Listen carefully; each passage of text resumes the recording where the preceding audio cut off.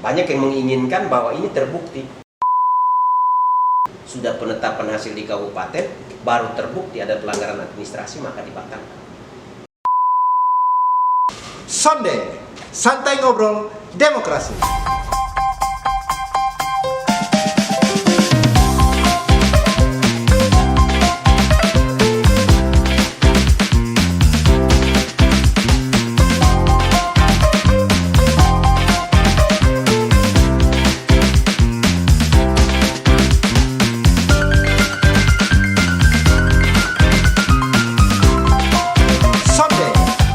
Ngobrol Demokrasi.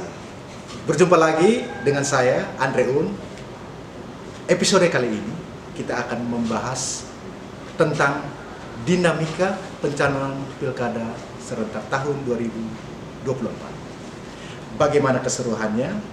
Tetap saksikan Sonde Santai Ngobrol Demokrasi. Teman pemilih sudah bergabung bersama kita di studio podcast KPU Kabupaten Belu, Ketua Divisi Teknis Penyelenggaraan Pemilu, Bapak Joni Arianto Neolaka. Bapak Joni, selamat pagi. Selamat pagi Mas Andre. Kabar baik hari puji ini. Tuhan, luar biasa. Amin, amin. Bapak Joni, mohon izin boleh menyapa teman pemilih kita di podcast KPU Kabupaten Belu, Bapak Joni. Baik, terima kasih Mas Andre. Halo pemirsa, sobat pemilih, khususnya seluruh masyarakat Kabupaten Belu. Selamat pagi, salam demokrasi. Jumpa lagi bersama saya, Joni Arianto Neolaka. Mari kita santai ngobrolin soal demokrasi. Bapak Joni, saat ini kan KPU Kabupaten Belu non tahapan. Betul sekali. Sebagai pengampu divisi teknis penyelenggaraan pemilu, saat ini apa saja yang dilaksanakan atau yang dilakukan Bapak sebagai pengampu divisi Bapak? Mohon dijelaskan Pak. Benar sekali, ini perlu kita jelaskan karena betul. Pastinya masyarakat bertanya-tanya. Betul Pak. KPU pasti tidak ada kerjaan nih kalau tidak ada tahapan gitu. Sesungguhnya divisi teknis tetap mempunyai aktivitas atau tugas penting di masa non tahapan. Tugas kita itu bukan mengeksekusi pemilu, tetapi berkaitan dengan pemeliharaan sistem, kesiapan dan penguatan kelembagaan. Nah, kurang lebih saya catat itu ada 8 pekerjaan yang menjadi tugas utama divisi teknis di masa non tahapan. Yang pertama itu pengelolaan arsip dan dokumen teknis pemilu. Karena setelah kita melaksanakan pemilu, tentunya ada dokumen-dokumen penting yang harus kita arsipkan dengan baik. Selain kita mengarsipkan fisiknya, hardnya, kita juga mengarsipkan melalui digitalisasi arsip. Itu digitalisasi arsip. Kepentingannya apa? Untuk mengantisipasi ketika terjadi sengketa atau audit gitu. Bisa juga untuk pelayanan informasi publik ketika masyarakat membutuhkan gitu. Yang kedua itu kita melakukan evaluasi teknis penyelenggaraan pemilu sebelumnya. Nah, ini manfaatnya untuk kita bisa mengidentifikasi permasalahan-permasalahan atau persoalan-persoalan yang terjadi saat kita melaksanakan tahapan pemilu atau pemilihan yang sudah kita lewati. Kepentingannya apa? Untuk penyusunan laporan sekaligus rekomendasi perbaikan kebijakan. Tadi kita omongkan perlu adanya penyempurnaan regulasi. Sehingga itu juga menjadi tugas kita. Jadi Pak Joni, masih adakah laporan-laporan yang harus disampaikan yang seperti Bapak Joni sampaikan tadi itu? Tentunya secara kelembagaan itu diminta secara berkala. Laporan penyelenggaraan, laporan-laporan lainnya itu diminta secara berkala. Dan itu kita harus siapkan. Saya lanjutkan tadi kurang lebih ada 8. Yang ketiga itu penyusunan dan pemutakhiran kebijakan teknis internal. Contoh, ada pedoman teknis, ada petunjuk teknis maupun SOP, standar operasional prosedur yang harus kita susun gitu. persiapan menghadapi perhelatan pemilu atau pemilihan di momen-momen yang akan datang. Itu juga bagian dari kerja divisi teknis. Yang keempat, manajemen perencanaan teknis pemilu yang akan datang. Contohnya kita di saat ini kita coba melakukan pemetaan terhadap TPS-TPS khususnya di titik-titik yang rawan, titik-titik yang sulit dijangkau, lokasi-lokasi khusus. Itu kita lakukan pemetaan. Sehingga ketika nanti memasuki pemilu, ada sasaran tertentu yang menjadi fokus kita untuk kita dampingi. Gitu. Lalu yang kelima itu dukungan teknis kelembagaan. Karena kita di sini walaupun divisinya berbeda, tetapi kerja kita kolektif kolegial. Kita tetap menjadi supporting system dalam pelaksanaan tugas-tugas kelembagaan yang dikelola oleh divisi-divisi lain. Contoh sementara divisi Rendatin melaksanakan pemutahiran data pemilih. Divisi teknis juga terlibat. Di divisi Parmas dan STM lagi melakukan program KPU mengajar. Divisi teknis juga terlibat. Kebetulan kita dengan STISIP ada MOU untuk KPU mengajar di kampus STISIP juga di lokasi-lokasi lainnya. Yang keenam itu kita dituntut untuk melakukan inovasi dan pengembangan sistem teknis seperti pemanfaatan teknologi gitu. Karena kerja kita sekarang menggunakan teknologi. Berbasis teknologi. Teknologi hampir di setiap tahapan pengelolaan pekerjaan kita itu menggunakan aplikasi. Banyak aplikasi ini kita harus siapkan. Perangkatnya, sumber dayanya itu juga kita harus siapkan. Yang ketujuh, ini sudah diatur di regulasi. Itu pemutahiran data partai politik secara berkelanjutan. Kepentingannya apa? Supaya partai sudah siap ketika memasuki pemilu yang akan datang. Ketika kita masuk dalam verifikasi partai politik, semua data, dokumen pendukung itu sudah siap. Sehingga memperlancar proses nanti di tahapan verifikasi partai politik untuk pemilu yang akan datang. Itu dia sistemnya bagaimana, Bapak? Kita per semester tiap 6 bulan itu kita lakukan rekapitulasi secara terbuka gitu. Mengundang partai politik, stakeholder terkait untuk kita lakukan rekap. Partai melakukan pemutahiran datanya. Dia by Misalnya, system. By system. Itu menggunakan aplikasi SIPOL, Sistem Informasi Partai Politik. Apabila ada perubahan kepengurusan, ada penambahan anggota atau pergantian anggota, sekretariat, kantornya berpindah, itu semua dimutakhirkan gitu. Itu yang ke-7. Sedangkan yang terakhir itu kerja kita adalah memproses pergantian antar waktu bagi anggota DPRD Kabupaten ketika ada anggota DPRD Kabupaten yang berhenti antar waktu. Itu menjadi kerjanya kita gitu. Itu kurang lebih pekerjaan yang harus kita lakukan di masa non-tahapan. Jadi dalam 8 pekerjaan ini, divisi teknis tidak bekerja sendiri, Pak Joni. Mohon izin, ini bisa dijelaskan. Benar sekali, walaupun gawainya ada di kita. Gawe di teknis. Tanggung jawab itu ada di kita, tapi kerja kita secara kelembagaan adalah kolektif kolegial. Ambil contoh kalau dalam masa tahapan, ketika kita menggarap tahapan-tahapan yang membutuhkan banyak sumber daya, kita semua terlibat gitu. Pengelolaan logistik tidak mungkin membutuhkan 1-2 orang gitu. Tetapi kita semua harus terlibat. Bahkan karena kita kewalahan, kita kadang menggunakan pihak ketiga untuk tadi membantu kita dalam sortir, pengepakan, dan juga distribusi logistik gitu. Sebaliknya di masa non tahapan apabila ada pekerjaan-pekerjaan teknis yang membutuhkan keterlibatan banyak orang, maka semua sumber daya yang ada kita gerakan gitu. Jadi semua bagian divisi yang lain juga bisa membantu divisi teknis ya, Pak Benar Joni? sekali. Kita berkolaborasi, kita berelaborasi. Gitu. Laksanakan tugas kelembagaan.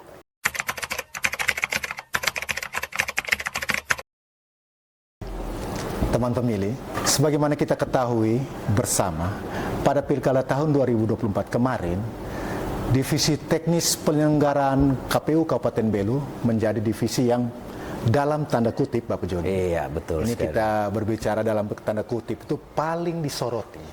Benar sekali ya. Oleh seluruh pihak, baik peserta pilkada, masyarakat Kabupaten Belu, bahkan sesama penyelenggara, Bapak Joni. Iya, benar. Jadi terutama pasca adanya gugatan di Mahkamah Konstitusi, Bapak Joni. Jadi teman pemilih ingin tahu apakah Bapak Joni bisa menjelaskan sebenarnya yang menjadi persoalan saat itu tuh apa, Pak Joni? Mungkin bisa dijelaskan sama pemirsa di rumah. Iya, wah, ini menjadi topik yang sangat seru dan dinanti-nantikan oleh seluruh masyarakat, gitu, betul, seluruh warganet kan. Karena dalam pelaksanaan tahapan teknis itu ada 18 tahapan penyelenggaraan pemilihan serentak. Kurang lebih 9 tahapan itu dibawa kendali atau digarap oleh divisi teknis. Ya. Ada 9 tahapan, sehingga wajar memang kalau saya selaku divisi teknis ya disoroti gitu. Ya, betul. 9 tahapan itu apa saja dalam pemilihan kepala daerah serentak? Yang pertama adalah tahapan pemenuhan persyaratan dukungan pasangan calon perseorangan. Siap. Yang kedua, ada tahapan pengumuman pendaftaran calon. Yang ketiga, pendaftaran pasangan calon. Lalu yang keempat, itu kita penelitian persyaratan calon. Tahapan yang kelima, penetapan pasangan calon. Setelah itu, kita masuk ke tahapan keenam, pelaksanaan kampanye, khususnya divisi teknis itu mengelola soal dana kampanye daripada peserta pemilihan itu sendiri. Selanjutnya masuk ke yang ketujuh, yaitu pemungutan dan penghitungan suara sampai kepada rekapitulasi hasil pemungutan dan penghitungan secara berjenjang. Yang kedelapan adalah penetapan calon terpilih, dan yang terakhir itu pengusulan, pengesahan dan pengangkatan calon terpilih.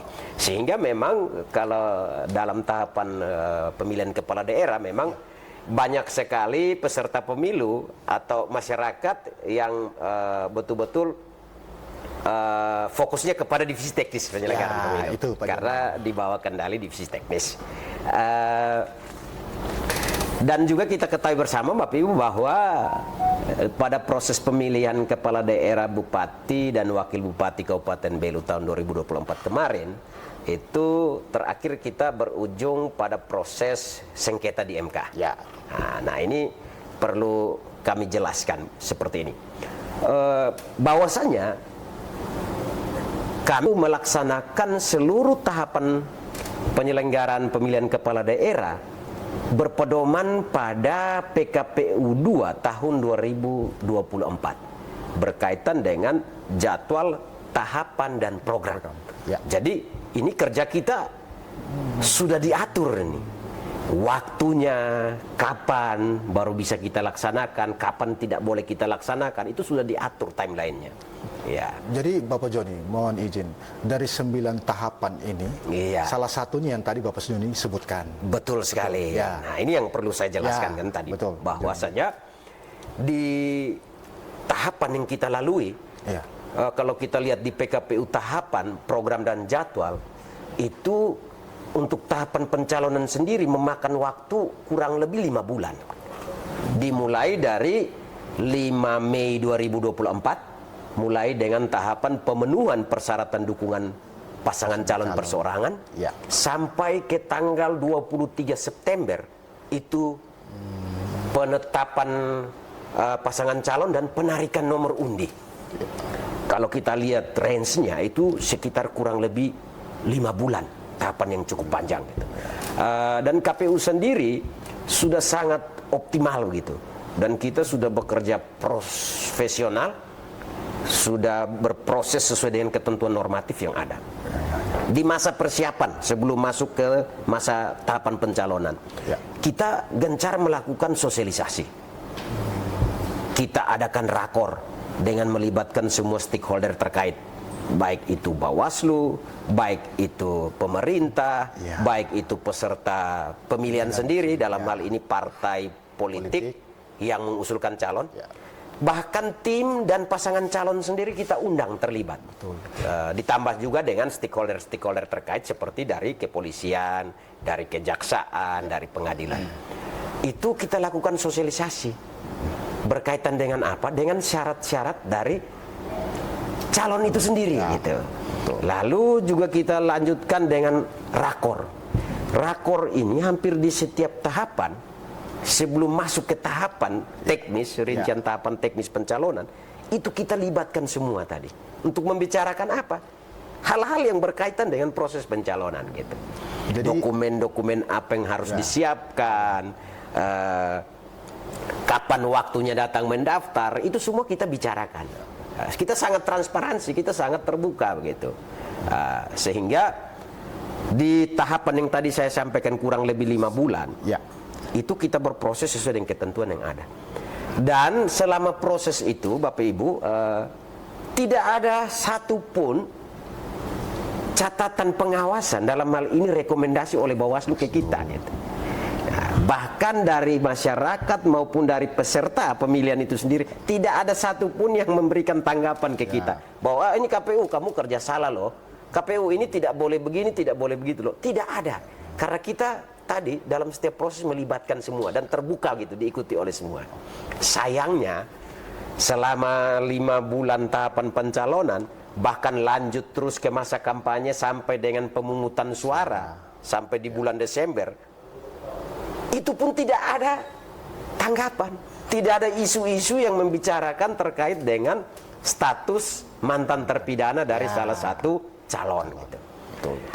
Terakhir saat kita lakukan rekapitulasi hasil pemungutan dan penghitungan suara di tingkat kabupaten, 1 hari setelah itu baru kita tahu ada pasangan calon tertentu melalui timnya keberatan gitu.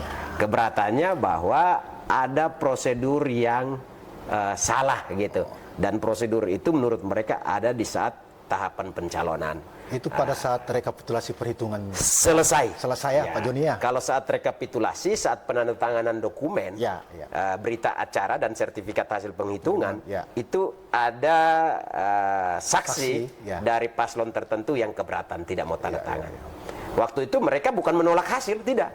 Hasilnya ya mereka legowo gitu, terima bahwa proses ini sudah jalan ya seperti ini hasilnya. Tetapi mereka melihat bahwa ada sesuatu yang salah di sebelum-sebelum itu. Sehingga esok harinya mereka melapor ke Bawaslu, barulah kita tahu ternyata bahwa yang mereka keberatan itu terkait dengan proses pencalonan, bahwasanya ada salah satu calon yang sebenarnya tidak memenuhi syarat menurut mereka, sehingga mereka menempuh jalur hukum, yaitu melaporkan ke Bawaslu.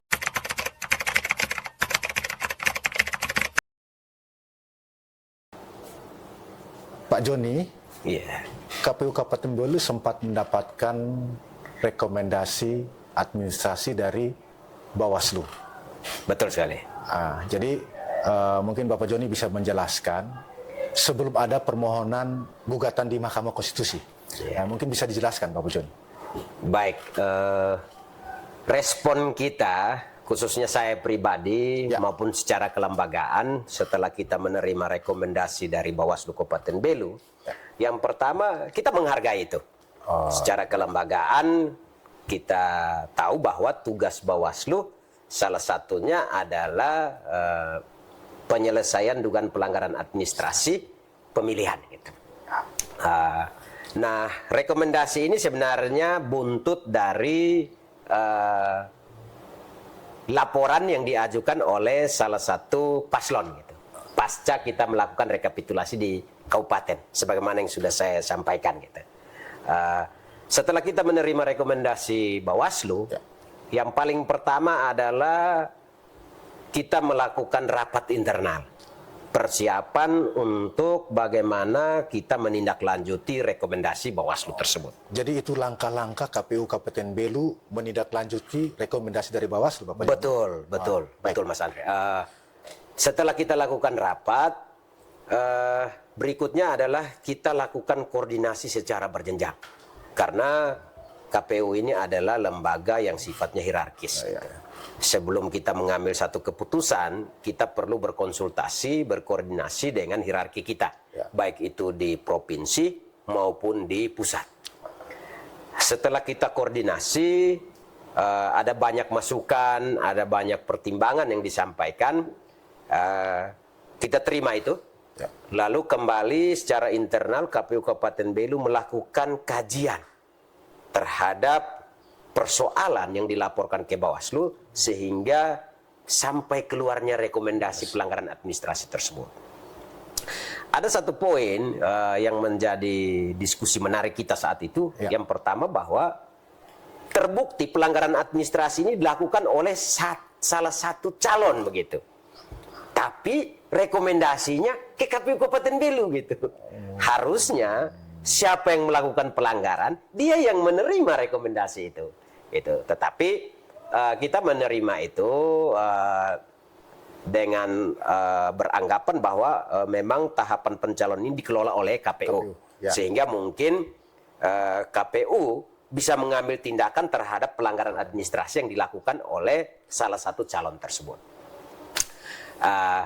Setelah kita lakukan kajian, hasil kajiannya itu kita tuangkan dalam surat untuk kita bersurat ke Bawaslu Kabupaten Belu. Karena memang di ketentuan perundang-undangan, KPU Kabupaten Kota wajib menindaklanjuti setiap rekomendasi yang dikeluarkan oleh Bawaslu. Nah, tindak lanjut ini khusus KPU Kabupaten Belu adalah dengan cara bersurat ke Bawaslu. Bersurat ke Bawaslu. Di dalamnya ada beberapa poin penegasan yang kita sampaikan. Yang pertama, kita menyampaikan bahwa KPU Kabupaten Belu itu sudah bekerja sesuai dengan ketentuan norma yang ada. Kita tidak keluar dari rel-rel yang ada.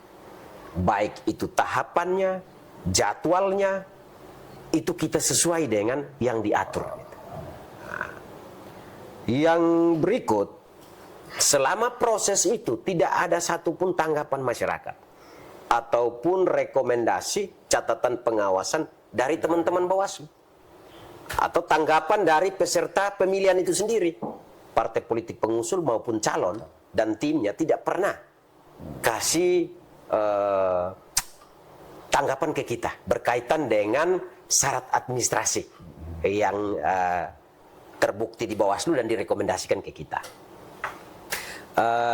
Yang berikut lagi, kita coba kaji di setiap regulasi berkaitan dengan apa yang harus KPU lakukan kalau memang ada salah satu calon terbukti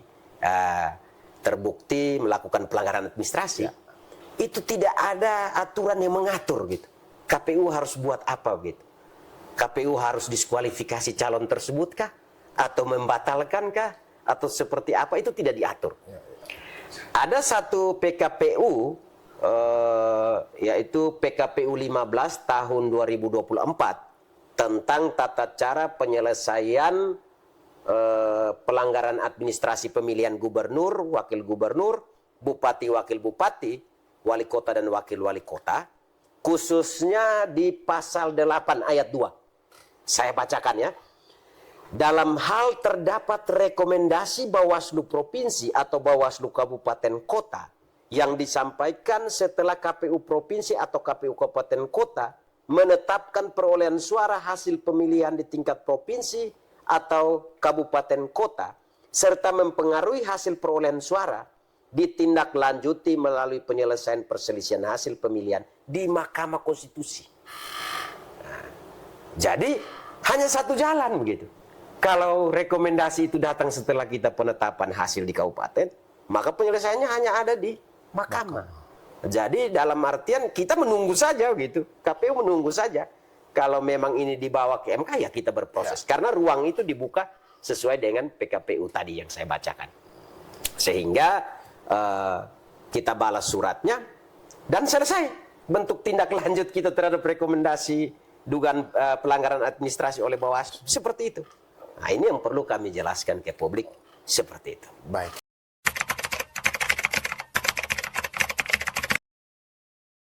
Pak Joni, iya. Kita lanjut ke pertanyaan berikutnya. Ini sangat menarik Pak Joni. Iya. Dari sekian banyak persoalan yang tipikalnya hampir mirip terkait pencalonan. Iya. Sebagian itu dinyatakan PSU. Iya. Pemungutan suara ulang. Nah, Benar.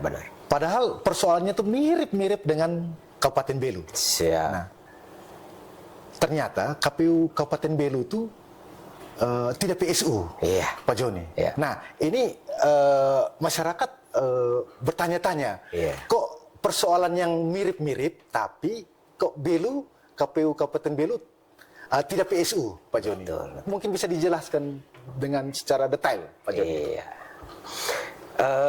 Baik, yang pertama MK punya kewenangan untuk memutuskan sengketa terkait dengan hasil pemilihan kepala daerah. Itu yang pertama. Yang kedua, kita apresiasi khusus untuk pihak yang mengajukan gugatan sengketa ke MK. MK. Karena apa? Memang ruang itu disediakan gitu. Ruang itu dimanfaatkan dengan baik gitu. Ketimbang mereka harus tempuh dengan hal-hal lain yang sifatnya merugikan gitu. Contoh misalnya kita lihat di beberapa daerah ada demo besar-besaran, ada tindakan anarkis, ada pengerusakan di mana-mana. Tetapi ini mereka menempuh jalur yang tepat gitu. Sehingga yang pertama ketika gugatan itu diajukan ke MK, kita secara kelembagaan apresiasi dan kita hargai setiap proses yang ada gitu. Bahwasanya ketentuan mengatur sengketa terhadap hasil pemilihan itu diputus oleh MK. Itu dulu. Yang kedua, menarik nih apa yang disampaikan, bahwa ada beberapa kabupaten dengan objek sengketa yang sama. Kasusnya seperti Kabupaten Belu, putusannya kok PSU, tapi Belu tidak. Mungkin saya bisa menjelaskan sedikit, ada sedikit perbedaan gitu. Kalau tidak kita lihat secara baik-baik, kita cermati, maka pasti ada yang beranggapan bahwa ini MK tidak netral gitu. MK memutuskan sesuatu yang menurut mereka tidak fair gitu kan. Yang pertama, beda dengan kabupaten lain. Kita ambil contoh saja seperti di Aceh Singkil. Lalu ada lagi di Kabupaten Bovendigul gitu kan. Di beberapa putusan MK terkait perkara itu PSU kan. Tapi KPU Kabupaten Belu tidak PSU.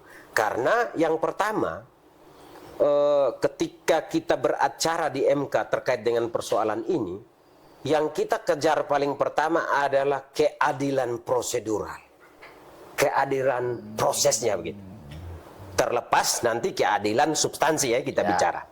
Karena apa? Sebagaimana yang sudah saya jelaskan tadi, bahwa KPU Kabupaten Belu itu sudah melaksanakan semua tahapan, semua tugasnya, khusus di tahapan pencalonan, itu sudah sesuai dengan ketentuan normatif yang mengaturnya. Jadi Bapak Joni, KPU Kabupaten Belu itu dalam tahapan pencalonan itu sudah melalui seluruh tahapannya, Pak Joni. Benar sekali.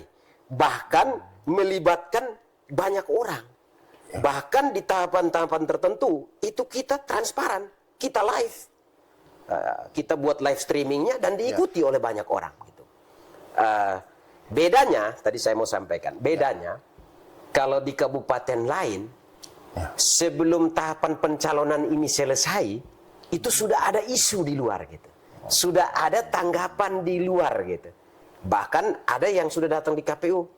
KPU, ini ada syarat calon yang seperti ini dari calon tertentu. Nah, itu bedanya. Kalau di KPU Kabupaten Belu, selama proses ini tidak pernah muncul yang seperti itu. Jadi semuanya lancar. Lancar gitu. Saat pencalonan tahapan itu. Ketika kita verifikasi administrasi, kita umumkan untuk dapatkan tanggapan, tidak ada tanggapan. Bahkan di antara sesama kontestan dari pasangan calon lain pun tidak mengadu ke kita bahwa ada satu calon yang ternyata secara syarat dia tidak memenuhi syarat begitu. Nah, ini agak beda kan gitu. Lalu yang berikut, ini kita bicara soal amar putusan MK. Di putusan MK itu ada beberapa poin pertimbangan sehingga untuk Kabupaten Belu tidak terjadi sampai PSU. Yang pertama, pertimbangan MK bahwa yang bersangkutan pasangan calon yang diduga tadi bermasalah di persyaratan, khususnya terkait dengan status mantan terpidana, itu MK menyatakan bahwa sesungguhnya tidak relevan lagi aturan itu diterapkan untuk beliau karena beliau sudah melewati masa jeda 5 tahun. Kalau kita lihat di putusan pengadilan, kasusnya ini kan sudah terjadi beberapa tahun yang lalu kan, sudah belasan tahun yang lalu. Sehingga untuk masa jeda 5 tahun itu beliau sudah lewati. Lalu pertimbangan yang berikut itu KPU sudah kerja sesuai prosedur. Ini yang poin penting dan saya secara penyelenggara, saya secara pribadi sebagai penyelenggara merasa bangga bahwa KPU sudah kerja sesuai dengan prosedur yang tadi. Itu yang tadi Pak Joni sampaikan bahwa dari tahapan pencalonan, Iya, itu betul sampai sekali. dengan ada 9 tahapan itu kan Iya. KPU Kabupaten Belu sudah melaksanakan sesuai dengan regulasi yang ada. Iya, diawasi langsung oleh Bawaslu. Ya. Bahkan kita siarkan langsung biar publik mengetahui begitu. Nah, sehingga kalau memang sebenarnya kalau memang isu ini diangkat di awal gitu, mungkin ada langkah-langkah tertentu yang KPU Kabupaten Belu bisa tindak lanjuti gitu. Ya, karena kita sangat terbuka begitu dan kita sangat proaktif begitu kan. Ketika mau masuk di tahapan pendaftaran, kita kumpul semua calon, kita kumpul semua tim, kita kumpul semua pimpinan partai pengusul, kita bicara terkait dengan pendaftaran. Bahkan sampai ke berkas-berkas syarat administrasi, itu kita lakukan semacam pra-asistensi gitu. Kita lihat, oh ini sudah oke, ini belum, ini oke, ini harus dibereskan gitu. Nah, itu kita coba untuk melayani dengan lebih baik lagi terhadap peserta-peserta pemilihan ini. Ya, partai politik pengusul, tim maupun paslon. Jadi selalu berkoordinasi ya, Selalu ya. Sehingga perlu saya sampaikan ketika kita rekapitulasi hasil di tingkat kabupaten, itu semua pihak merasa puas terhadap hasil gitu. Mereka tidak persoalkan hasilnya gitu. Hanya mereka persoalkan menurut mereka ada proses yang sebenarnya cacat begitu. Cacat prosedural gitu yang menurut mereka kan gitu, terkait dengan tahapan pencalonan. Tetapi kembali lagi ke kita, kami KPU menuntut keadilan prosedural, bahwasanya kami sudah laluin loh. Ketika kami meneliti semua dokumen administrasi, itu semuanya memenuhi syarat secara formil kan gitu. Mohon maaf, secara material kita tidak sampai ke situ. Tetapi secara formil kami memastikan, khususnya dokumen keterangan pengadilan sendiri, itu menyatakan bahwa yang bersangkutan bukan sebagai mantan terpidana gitu. Dokumen yang sah ditandatangani oleh Ketua Pengadilan Negeri Atambua, ada capnya, bahkan ada barcode yang kita scan barcode-nya, kita telusuri di SPIP-nya pengadilan, juga tidak muncul bahwa yang bersangkutan ini pernah tersangkut kasus pidana. Sehingga tidak ada alasan untuk kita mengatakan bahwa untuk dokumen administrasi itu tidak memenuhi syarat. Yang berikut lagi terkait dengan syarat tidak melakukan perbuatan tercelah yang dibuktikan dengan SKCK. SKCK Kepolisian Resort Belu sendiri itu menjelaskan bahwa yang bersangkutan berkelakuan baik gitu. Tidak ada catatan hukumnya terhadap yang bersangkutan. Nah, lalu bagaimana kami KPU meragukan dua dokumen resmi sah yang dikeluarkan oleh dua instansi lembaga negara yang punya kewenangan mengeluarkan dokumen itu. Nah, sehingga ini kita nyatakan yang bersangkutan memenuhi syarat. Lalu kita mengumumkan untuk mendapat respon, tanggapan gitu. Sekiranya ada yang salah gitu, ada yang keliru oleh KPU menetapkan bahwa dia memenuhi syarat, toh tidak ada tanggapan gitu. Bahkan selama proses itu pun isu-isu di luar tidak pernah kita dengar gitu. Nah, seandainya ada isu atau ada tanggapan, tentu ada langkah yang kita ambil, yaitu kita lakukan klarifikasi untuk memastikan bahwa yang sebenarnya, fakta sebenarnya seperti apa. Tetapi ini tidak ada, sehingga kita lanjutkan terus gitu. Karena bahwa KPU kerja sesuai dengan jadwal dan tahapan. Kita berbatas waktu. Khusus kami divisi teknis dalam pengelolaan tahapan teknis penyelenggaraan yang tadi saya sudah sebutkan ada 9 itu. Kita berbatas waktu.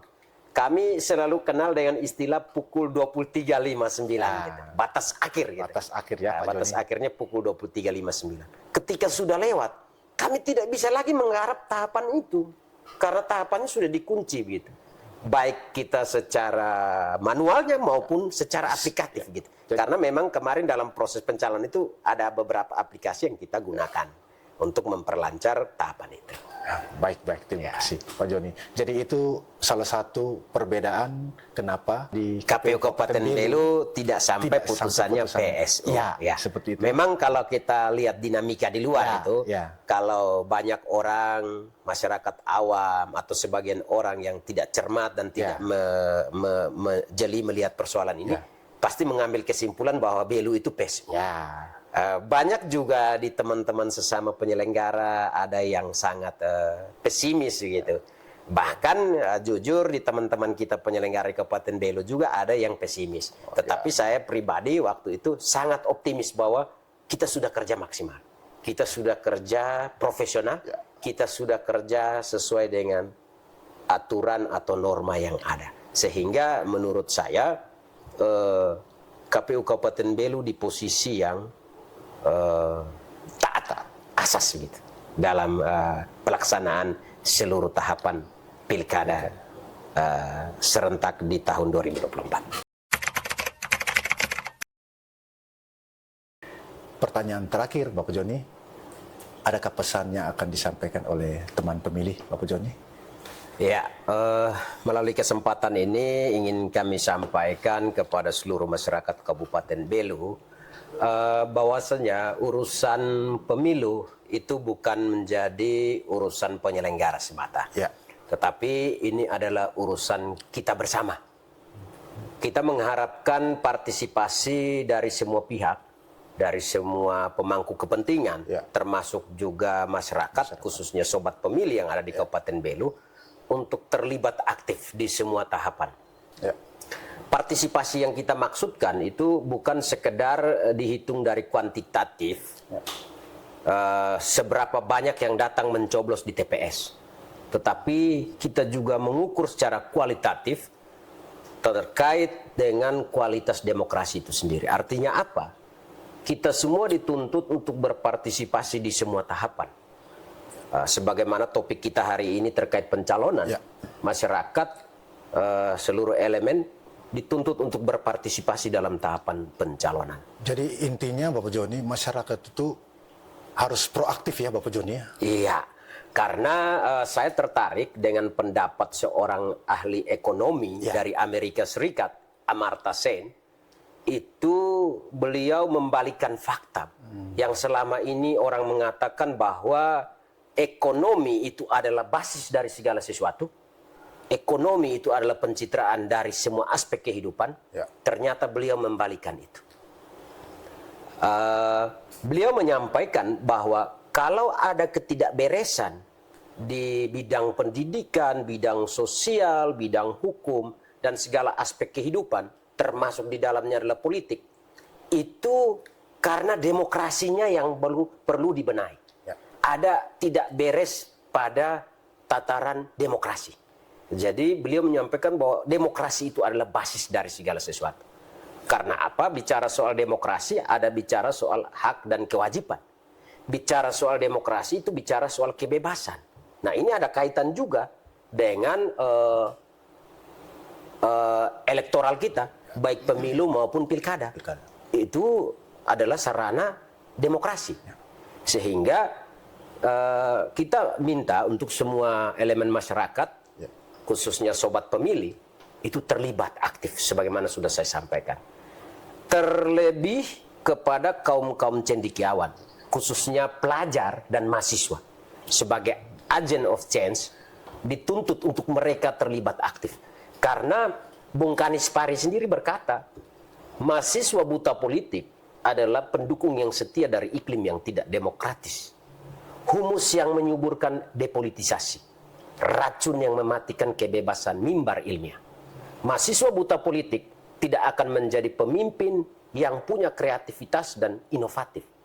Dia hanya akan menjadi pemimpin yang berjiwa budak dengan sikap ABS, asal Bapak senang. Lalu pertanyaannya, kalau kita mahasiswa, kaum cendekiawan, pelajar, tidak terlibat dalam kontestasi tidak berpartisipasi dalam pelaksanaan momen demokrasi di wilayah Kabupaten Belu, mau dibawa kemana Kabupaten Belu?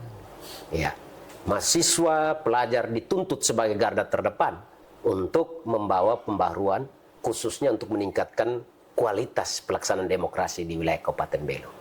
Seperti itu. Terima kasih luar biasa Bapak Joni. Terima kasih banyak atas penjelasan-penjelasan di podcast kali ini. Sama-sama, sampai jumpa Sampai Mas, jumpa. mungkin di Terima kasih kesempatan lain. banyak Bapak Joni, sehat Sama-sama. selalu. Amin, Luar biasa. terima kasih. Terima kasih banyak. Sukses selalu dalam bekerja. Sehat selalu Bapak Joni. Amin. Teman pemilih, sekian podcast KPU Kabupaten Belu kali ini. Ingat, jangan lupa saksikan podcast KPU Kabupaten Belu selanjutnya. Bapak Joni, mungkin kita bisa sama-sama Ya. dengan slogan podcast KPU Kabupaten Belu, Sonde Santai Ngobrol Demokrasi. Siap. Mungkin kita bisa sama-sama, Bapak Joni. Sonde, santai ngobrol demokrasi. Terima kasih banyak. Sampai jumpa. Selamat siang. Selamat siang.